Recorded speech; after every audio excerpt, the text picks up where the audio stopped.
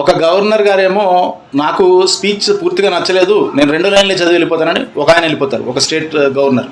ఇంకొక ఆయనేమో నేను అసలు మొత్తానికి చదవను, నేను హర్ట్ అయ్యాను, జాతీయ గీతం వేయలేదు కాబట్టి నేను హర్ట్ అయ్యాను కాబట్టి నేను వెళ్ళిపోతానని చెప్పి మొత్తానికి స్పీచ్ ఎక్కడికి వెళ్ళిపోతారు ఇంకో రాష్ట్ర గవర్నర్.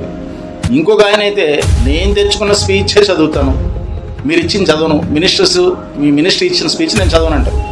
గవర్నర్ ఎప్పుడు రాజ్యాంగబద్ధంగా మినిస్టర్స్ని బేస్ చేసుకుని ఆ గవర్నమెంట్ పరంగా వాళ్ళకి సపోర్ట్ చేస్తూ ముందుకెళ్లాలని తప్ప స్వయంగా చట్టాలు చేసే హక్కు ఉందా? అలా లేదు కదా మన చట్టంలో.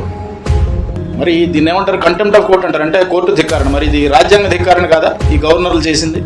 సో ఇలాంటి వ్యవస్థలో ఉన్నాం. అయితే స్పీచ్లు ఎగ్గొట్టేసిన గవర్నర్స్ కంటే తన ప్రాథమిక హక్కులు తెలుసుకోలేని సాధారణమైన ప్రజలే ఈ రాజ్యాంగానికి నిజంగా ప్రమాదకరం అని చెప్పుకోవచ్చు. ఎందుకంటే మన హక్కులు మనకు తెలియదు. ఒక చెక్ బౌన్స్ కేసు వేసిన ఆ కోర్టు చుట్టూ తిరగాల్సి వస్తుందేమో అని చెప్పి న్యాయం మన వైపు ఉన్నా కూడా మనం ఒక కేసు పెట్టడానికి భయపడతాం, ఎందుకంటే మన హక్కులు మనకు తెలియదు.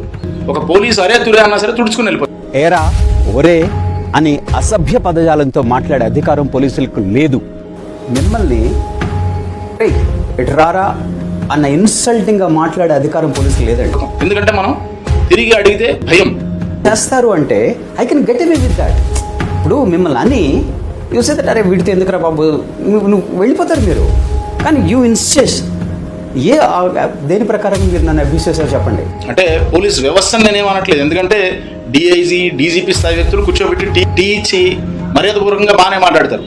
కొంతమంది వాళ్ళ లిమిటేషన్స్ తెలియని పోలీసులు వాళ్ళు ఒరే అరే తురే అంటే మనం తుడుచుకుని వెళ్ళిపోతాం, ఎందుకంటే మన హక్కులు మనకు తెలియదు.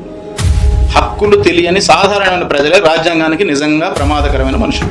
హక్కుల గురించి మాట్లాడేటప్పుడు బాధ్యతలు కూడా ఉన్నాయనే విషయం గుర్తుపెట్టుకోవడం మర్చిపోకూడదు. ఎందుకంటే బాధ్యతలు నిర్వర్తించిన వాళ్ళకి హక్కుల గురించి మాట్లాడే అధికారం. హ్యాపీ రిపబ్లిక్ డే అండి. నమస్తే.